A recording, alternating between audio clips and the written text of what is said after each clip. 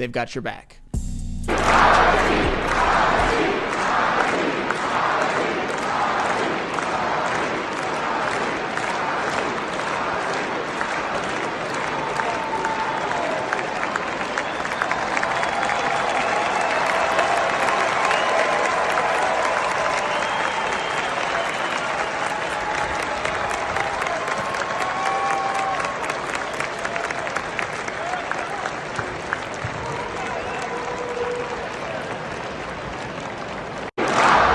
They win 105-96. They handle business tonight. But the story of the game is Jaden Ivey. He went down hard. We're still trying to get word of exactly what happened. But prayers up for Jaden Ivey. Good on the Pistons still for handling business. They pick up the dub for their fallen comrade. And they keep things moving in the right direction for themselves. It was a great way to see them respond with character. So once again, Jaden Ivey, man, prayers up. And as you guys saw there, LCA was absolutely moved for Jaden Ivey. Everybody came together, both teams. Cole Anthony, who collided with Jaden Ivey, was shaken. Even after the game, the Pistons players were going up to him and hugging him and such. You could see the Pistons players during the collision. Lord Legic, who they've been missing a couple of their stars all season. Paulo Banchero for most of the season, Franz Wagner. And they've been able to make do, but they're kind of moving in an opposite direction, 3-7 in their last 10, whereas the Pistons are 6-4. But obviously the biggest story right now is just the health of Jaden Ivey, and then the biggest question is with how well the Pistons are doing, are they able to keep pace? And just here's some things that Pistons PR sent out to us as it relates to Jaden Ivey. He scored 22 points on 8 of 11 from the floor last night, 5 of 6 from behind the line. And it was his 10th 20-point game of the season and 5th in a row with at least 17 points and 2 3-pointers before exiting the game due to injury in the fourth quarter. And they wanted to make sure that we understood the type of impact that he has on the court, as well as after the game being able to hear from the coaches and Cade Cunningham. And did you want to give your comments on it, or did you want to hear from JB, Cade? We can hear from them first. Hear from them. Yeah, all right, let's hear from JB and Cade, and then we'll take it away, Flannel. I mean, it's tough. It's tough on all of us. No better teammate person than J.I. No one who cares more about this thing than him. It's tough to see.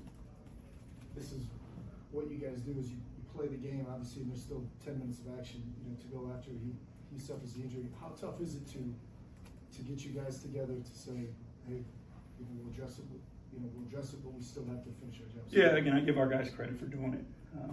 But at the heart of this team, and what we've tried to preach all year since we've been here is the togetherness. And if one guy goes down, you don't want to let that guy down. So everybody else has to step up. But again, it's emotions, it's the human aspect of it. But I thought our guys did a really good job of just sticking together and getting it done. How precious it would be when you saw what happened today with J.I. Just kind of what were your emotions now that you've had a few minutes to think about it? Yeah, it's tough on the whole group. To see him hurting like that, it's tough on us. You know what I'm saying? But he's built for it. He's gonna shake back, knowing him. He's gonna work his tail off, and he's gonna be better than ever when he gets back. But I mean, it's hard to see that for sure. How tough is it when a game's in the balance, Orlando's making a push, you still have a lot of clock left, for you guys to emotionally deal with what's happening on the floor, but then come together and say, okay, we gotta finish? Yeah, definitely. I mean, there's emotions with it. We hate to see our brother go down like that. At the same time, we want to go win the game for him. So it's easy to lock back in and say, what I'm saying, we're gonna get this done for him. And Orlando's a good team. They made a couple pushes at us. They got back in the game a few times, but we just stuck it out. Yeah, no, I mean, I think what was tough about this one too is that I feel like I've said this a couple of times throughout the year, but you can certainly argue that last night was the best any of us had seen Jaden Ivey play. And ever since he came back from that brief injury absence, he's been playing like an all-star. Let's call a spade a spade. He has been absolutely phenomenal. He's shut up some people like me who questioned if Ivey could fit with Cade in this offense, if they could play effectively together, and they have. And I believe they still would have won if Ivey would have finished the game. They would have been 4-1 in their last 5. They still are 4-1, but they had to do the last 7 or so minutes without Jaden Ivey. So it's just unfortunate. It seems like he's really found his stride even more than he had early on in the season. The man was shooting 41% from 3. That's insane.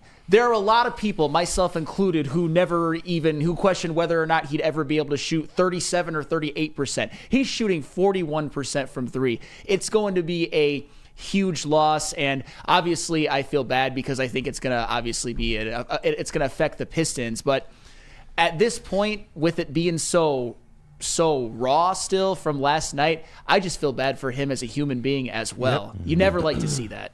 You don't. It was. You don't. It's tough, dog. Especially when you start to like kind of meet these people, hear about their journeys and all that type of stuff, and just how much adversity he's already gone through that he didn't cause on himself, and to have this now, it's just like, dog, that sucks, man. It really, really sucks. I know his family is definitely feeling this right now, and he's just a dude that wants to put on for Detroit, and to know that they were having this type of success. He came back already from a little bit of a tweak of an injury. And the Pistons have had success. They won 4 of their last 5 games since he returned. And when he was out, they kind of struggled a little bit. They found themselves in a position where they had lost 3. Easy to just overcome. They do believe that they have this kind of next man up mentality. They do believe they have enough talent to still make something happen, and to be able to get that extra motivation to play for Ivey. So, what I know is this: they're not quitting. Cade doesn't. He's like, effectively, we're not done. They still have a lot that they're going to play for, and at the very least, someone like Tobias Harris, who hit a couple of different milestones last night, is put together a couple of good games, and if that could be trending in the right direction, maybe that helps. But at this point, it feels like, depending on how long term or short term this injury could be, like they're going to definitely have to do something external. I don't want to just see them just ride this out. They started the season so well. They did. Like through now approaching half of the games played this season, and this squad has already won 45. They're winning 45% of their games, and we know that they started, 0-4. That means that since that 0-4 stretch, they've actually played above 500 basketball. Man. That's it, just saying that out loud. It's a testament to what they've done. It's a testament to how people like Jaden Ivey have improved. I mean, I think this is a pretty obvious statement, but I don't know if anybody's benefited more from JB Bickerstaff and not having Monty Williams than Jaden Ivey. That goes without saying. Just even JB Bickerstaff giving him starting minutes and believing him was a step up. But just to put even more salt into the wound, into why this injury just like sucks for the Pistons and sucks for us fans and for Jaden Ivey as a whole. Last night, Cade Cunningham and Jaden Ivey shot a combined 9 of 12 from 3. That's like Splash Brothers type shit. The backcourt was looking like how I dreamed, bro. Oh my God. That's what you saw, just the magnum opus of what they could be together. And now it just got ripped away. It's unfortunate. I guess if you want the slightest bit of a silver lining, they did hold on for the win, although that's not the most important thing, but it's nice and important for the standings to get that win. And also, I'm not saying you can count on these guys consistently, but when's the last time you saw Jalen, Duren, and Tobias Harris play that good of games together in the same game? You did see that last night. I'm mad that that's going to go overshadowed because the Pistons really had a great game last night. They dominated from start to finish. Ball movement was there. Defense was there. All of your starters finished in double figures, man. Tim Hardaway's fourth quarter was great. Like you said, Jalen Duren, if he plays aggressive like that every night, then that's just a microcosm of what this team could be. Of course, Jaden Ivey was going crazy. Cade went out there and played a great game as well. And it just seemed like this team is finally gelling at the right time. It seems like the chemistry is finally starting to mesh to a point where they're going out there every single night and they're playing their best basketball. And we saw it during this West Coast stretch. They come back home. They get a really good home win against Orlando team that they should beat. We got to be real about it. They're missing Banchero. Mo Wagner went down with a torn ACL. You're supposed to beat teams like this, and they need this, just for their development going forward, winning games like this. But it sucks, man, because there's no next man up in basketball. And Jaden Ivey, all the work that he did this year, it's just, man, that is a huge loss for this team. And for anybody in the chat, I think it was Steve-O, baby. And listen, I rock with you, man, but any trade or bench, talk that was had on this show or this network, that don't mean we want to see the guy injured, man. Like, let's not do the comments like that. We praying for Jaden Ivey, man. We hope he gets back to the court as soon as possible. But that's a huge loss, and this team has to find a way to keep on trucking. But yeah. Yep. Yeah, that's rough too. I feel like that's how it happens with all teams. You start to find your stride, you start to gel together, and then next thing you know, just some random mishap happens, and this is one of those as well too. I don't want to sit here and blame Cole Anthony completely, because I feel like this could be an accident anytime, anywhere you step on a court. Something like this could happen. I don't think he went out there intentionally to do this at all, but prayers are still up there for Ivy. And as you said, KG, even though we might have different decisions on whether playing Ivy with Cade or maybe coming off the bench, we never want to see a player get hurt. We never want to see him get injured. I mean, hell, he's a Detroit hometown boy for us right here. So we don't ever want to see that go away as well too. But as you said as well, you don't want to diminish the job the Pistons did last night. They played a very good game, and after seeing Ivy go down, all the brotherhood that you've seen around them collectively got together and it's like, hey, let's win this one for Ivy. It doesn't matter what the scoreboard is telling us right now. Let's do this one for Ivy. And you see that with the photo I showed with all of them coming together, and even on the bench as well too. Asar was in tears. Tearing up. Like JB this shows right here that the love and respect that they have all together as one, and it's just sad to see them go down like this. Yeah, and let me I'll paint the picture for you as well. Just when it happened, all the media was sick, and this happened earlier in the day. This picture right here, I was happy, man. It was New Year's, on the grind. They got shoot around on the day of games. They were on a West Coast road trip for so long. Felt like I hadn't been in a building in forever.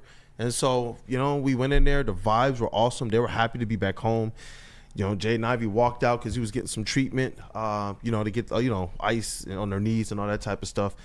We got to talk to Isaiah Stewart, which we'll hear some of that audio next week on the Pistons leadership. He talked about JB talking to us was off camera, like, a little bit more personable, and so when we show up to the game, everything is good. Ivy's having a perfect first half to that game. You know what I'm saying? It was like everything you want to see. And so when that happened, it was just like, goodness gracious, are you kidding me? So when we go to the press conference room, we're all in there waiting. Our friend Cody Davis from the Detroit News and others, Eric Vincent and Hunter Patterson, the new athletic writer. There's others in there as well. And we're sitting in there waiting, Johnny Kane, and we're wondering, like, man, what's happening? JB Bickerstaff came in. You could just see it on his face, dog. And then after he did his press conference and left, we try not to hold him too long. It was like, usually it's like maybe 2-3 minutes and the player comes in. No, it was like 15-20 minutes. It was a long time. We didn't see any players walking up the corridor.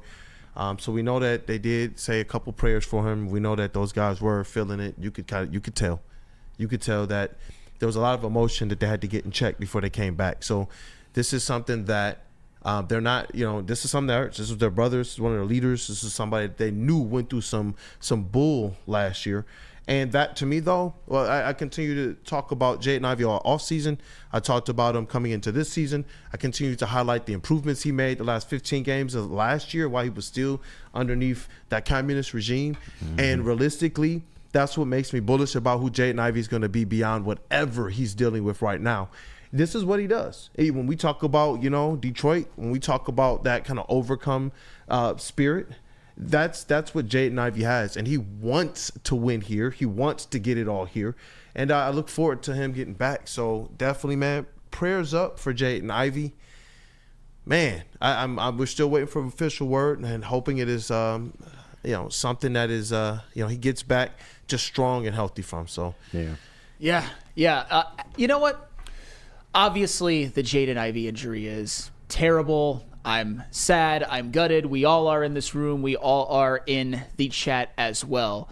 The one question, though, that I have to ask, and I think we can come back and do a full segment on it because this is a day to go heavy Pistons, is do they have enough, the Pistons, without Jaden Ivey to stay in the play-in hunt and ultimately make it? I think because eventually you got to have those discussions. But first, I have to tell you about a subject that is a little bit more fun right now. Woodward and Maine and the pregame show.